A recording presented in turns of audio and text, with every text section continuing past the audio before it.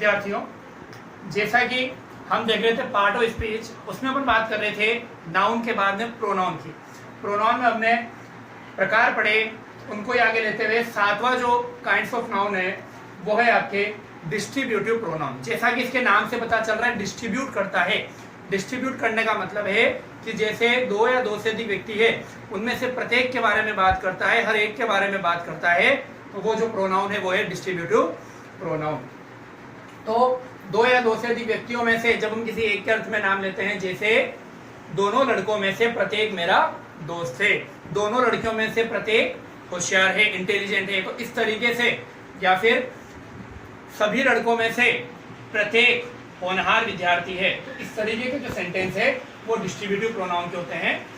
तो इसमें ज्यादातर जो है ईच यानी प्रत्येक, ईदर यानी हर कोई, और नीदर यानी कोई भी नहीं, इनका यूज किया जाता है। जो बात ध्यान में रखने की वो ये है कि ये हमेशा एक वचन होते हैं। कहने का मतलब है इसके बाद में चाहे हम हेल्पिंग वर्ब लगाएं, चाहे हम मेन वर्ब लगाएं, हमेशा एक वचन ही आएगी, यानी सिंगुलर ही आएगी। उसके बाद ध्यान रखने की बात है कि इनके बाद में जो है ऑफ प्रीपोजिशन का यूज किया जाता है। जैसे each of the boys, either of the students, neither of the girls. तो इस तरीके से हम क्या करेंगे, इनके बाद में ऑफ प्रीपोजिशन जो है उसको यूज करेंगे। अब जैसे एग्जांपल से देखते हैं, each of the boys is laborious. तो देखो यहाँ पे ईच जो है वो लड़कों में से प्रत्येक की बात कर रहा है कि जितने भी लड़के हैं सभी के सभी यानी प्रत्येक लड़का क्या है, लेबोरियस यानी परिश्रमी है। और ईच है इसलिए यहाँ पर जो हेल्पिंग वर्ब है वो क्या है, देखो ईच है यानी सिंगुलर, जो आपकी मेन वर्ब है वो क्या है, सिंगुलर है। ये यहाँ पर मेन वर्ब है क्योंकि हमारे पास में यहाँ पर हेल्पिंग वर्ब नहीं है, इसलिए। तो इस तरीके से आपको ध्यान में रखना है कि जो ईच है, चाहे इधर है चाहे इधर है, इसके बाद में हमेशा मेन वर्ब जो है क्या आएगी, सिंगुलर आएगी, एक वचन आएगी। इसी तरीके से ये वाला देखो, either of the two pens is costly. अब either of the two pens यानी कि दोनों पेन में से प्रत्येक या हर एक जो पेन है वो क्या है, कॉस्टली है यानी महंगा है। तो यहाँ पर भी ऑफ प्रीपोजिशन आया और यहाँ पर भी ऑफ प्रीपोजिशन आया। इसी तरीके से नीदर वाला सेंटेंस देखो, neither of the to houses is safe, यानी कि जो दो मकान बने हुए हैं उन दोनों में से कोई भी क्या नहीं है, सेफ नहीं है। कहने का मतलब है सुरक्षित नहीं है। तो आपको ये बात ध्यान में रखनी है कि इनके बाद में ऑफ प्रीपोजिशन का यूज होगा और इनके बाद में हमेशा एक वचन क्रिया यानी कि सिंगुलर जो है मेन वर्ब या हेल्पिंग वर्ब लगेगी। अब ये जो बात ध्यान में रखने की वो ये वाली, पेपर के अंदर ये वाला आपको बात कंफ्यूज करने के लिए हमें 100% आएगी।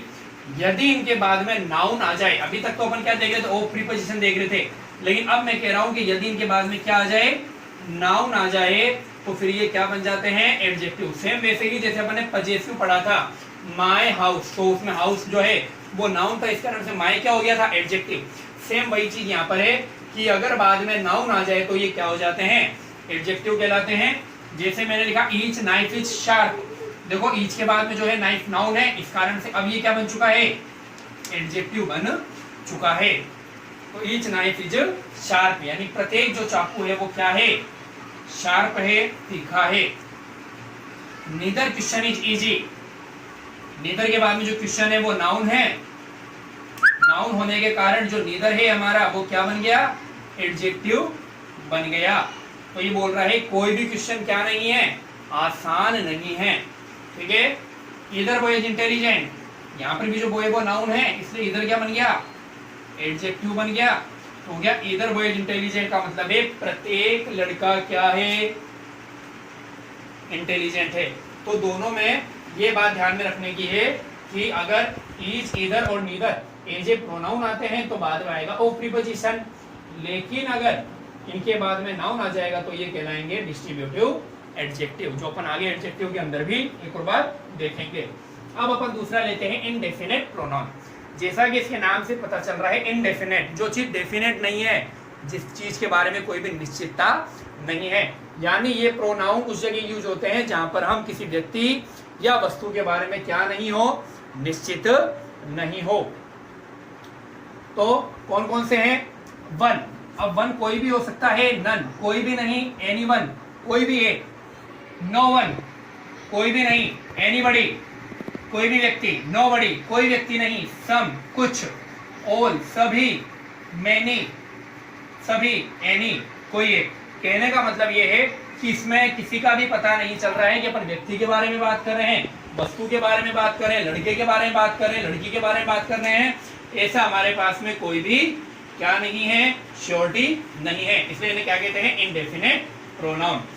इसके बाद में आपको वापस जो बात ध्यान में रखने की वो यही है कि इनके बाद में या तो हेल्पिंग वर्ब आ जाएगी या मेन वर्ब आ जाएगी या फिर जो है प्रीपोजिशन आएगा। तो ये बात ध्यान रखने की है कि इनके बाद में क्या चीज आनी चाहिए, हेल्पिंग वर्ब, मेन वर्ब या प्रीपोजिशन। क्या नहीं आना चाहिए, जो नाउन है वो नहीं आना चाहिए, क्योंकि अपन हर जगह देख रहे हैं कि जैसे नाउन आ जाता है तो क्या बन जाता है, प्रोनाउन की जगह एडजेक्टिव बन जाता है।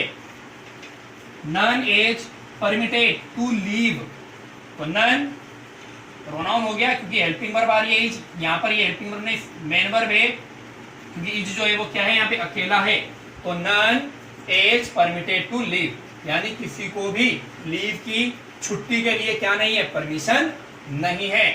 उसके बाद में देखो, one should keep once promise, यानी हर किसी को और क्या करना चाहिए, प्रोमिसेस यानी कि वादे निभाने चाहिए। तो वो कौन है इसके बारे में आपको कोई जानकारी नहीं है, इसलिए यहाँ पर नन और ये दोनों के दोनों क्या है, प्रोनाउन है।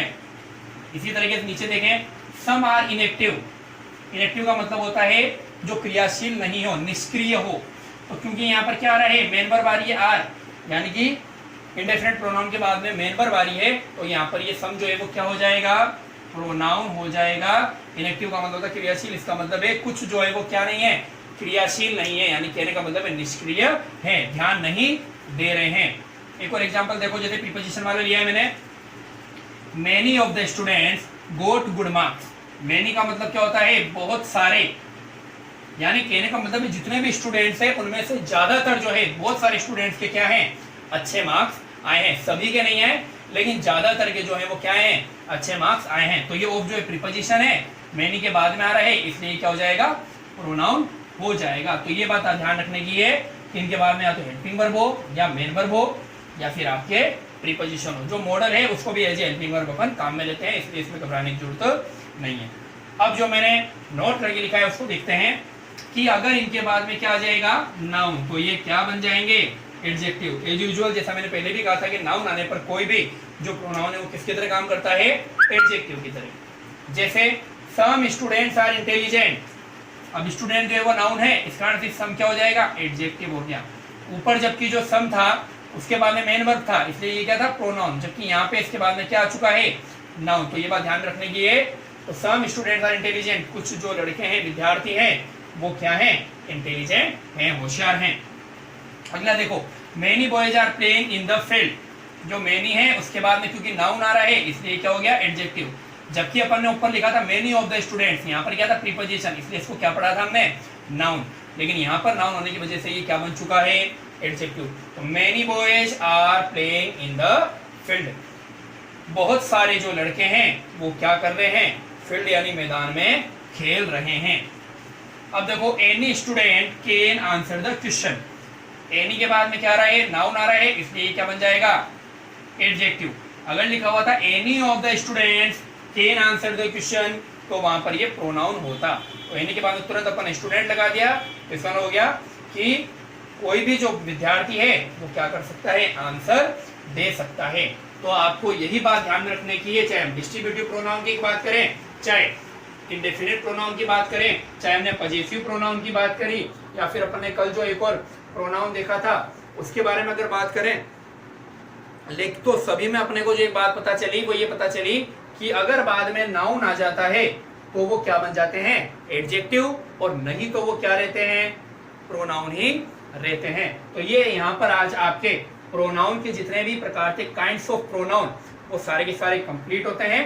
कल अपन देखेंगे वर्ब और पार्ट ऑफ स्पीच जो है वर्ब के बारे में अपन चर्चा करेंगे। थैंक यू वेरी मच बच्चों।